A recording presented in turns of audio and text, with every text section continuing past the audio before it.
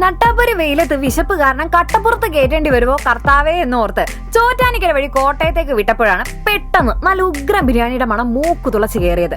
നോക്കുമ്പോ biryani ready board തൂങ്ങിയാടുന്നു, തൊട്ടടുത്ത് ഊണ് റെഡി ബോർഡും സെറ്റ്.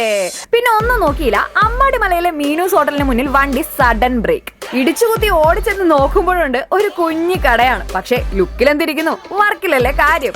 നമ്മുടെ കിച്ചണിൽ നിന്നാണെങ്കിലോ കൊരങ്ങ വെച്ച കോയിന്റെ മണം, വിശന്ന് കരിഞ്ഞ കുടലിന്റെ മണം അതിലും ഹൈ ലെവലിലായത് കാരണം ഞാൻ പറഞ്ഞു പോന്നോട്ടെ സേട്ട ഓരോ പ്ലേറ്റ് കോഴി ബിരിയാണിയും ബീഫ് ബിരിയാണിയും. ചൂടോടെ വന്നില്ലേ, പെട്ടെന്ന് തന്നെ നല്ല ചൂട് പാർന്ന ബിരിയാണിയും നല്ല വടി പൊത്ത റൈസും കിട്ടുക്ക മസാലയുടെ മണം അടിച്ചപ്പോ തന്നെ ഞാൻ ഫ്ലാറ്റ്. അറിയണം, ഇപ്പൊ തന്നെ എനിക്ക് അറിയണം എന്താണ് ഈ സൗന്ദര്യത്തിന്റെ ഈ കിട്ടും മണത്തിന്റെ രഹസ്യമെന്ന്. നേരെ വിട്ടത് മീനൂസിന്റെ കലവറയിലേക്ക് ചെന്നപ്പോ ചേച്ചി നെക്സ്റ്റ് ബിരിയാണിയുടെ പ്രിപ്പറേഷനില്ല. വന്നത് ഒരു 1:30-2 മണിക്കായിട്ട് പോലും ബിരിയാണി ചട്ടിയുടെ തട്ട് മാറ്റിയപ്പോഴാണ് ഞാൻ ആ നഗ്ന സത്യം തിരിച്ചറിഞ്ഞത്.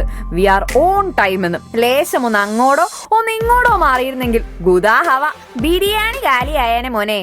അതിൽ നിന്നും എന്ത് മനസ്സിലാക്കാം, ഇங்கே ബിരിയാണിക്ക് അവ്വളോ സെയിലെന്ന്. ചേച്ചി പിന്നെ നേരെ അടുത്ത കൂട്ടിനടുത്തേക്ക് നോക്കുമ്പോ എന്താ നല്ല വെട്ടി തിളക്കണ ചിക്കൻ കറി. ചേച്ചി കയ്യിലിട്ട് 2 കറക്കുന്നു, ഇളക്കുന്നു, നല്ല ദശയുള്ള പീസ് 2 നോക്കി വെക്കുന്നു, ഒന്നുകൂടി കറി എടുത്ത് ഒഴിക്കുന്നു. ഗതം. ഹൗ ആ ഒഴിക്കല് കണ്ടാ നാവി കൂടി കപ്പലോടിയിട്ട് വയ്യ.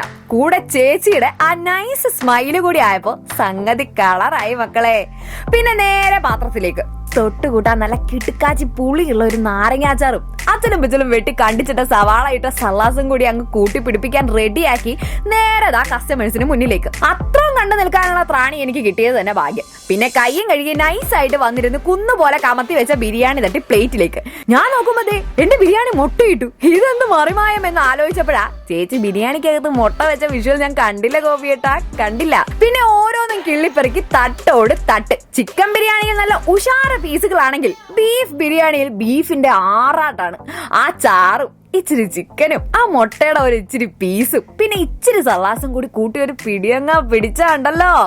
ആ അപ്പുറത്തെ തട്ടിലിരിക്കുന്ന അച്ചാറിലേക്ക് ഒരു 2 വിരല് കമത്തി നാക്കിലോട്ടൊന്ന് തൊട്ട് കൂട്ടിയാലുണ്ടല്ലോ എന്റെ സാറേ, പിന്നെ ചുറ്റുള്ളതൊന്നും നമുക്ക് കാണാനേ കഴിയൂല.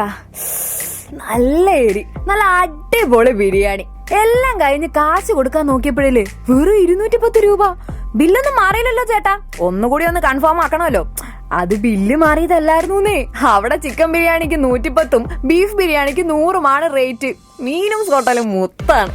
അപ്പൊ പിന്നെ ഒന്നും നോക്കണ്ട, ചോറ്റാനിക്കര വഴി മുളന്തുരുത്തിക്ക് പോണവരും കോട്ടയത്തിന് പോണവരും നേരെ കയറി തട്ടിക്കോ നല്ല കിടുക്കാച്ചി മീനൂസ് ബിരിയാണി. വിലയോ തുച്ഛം, ഗുണമോ മെച്ചം.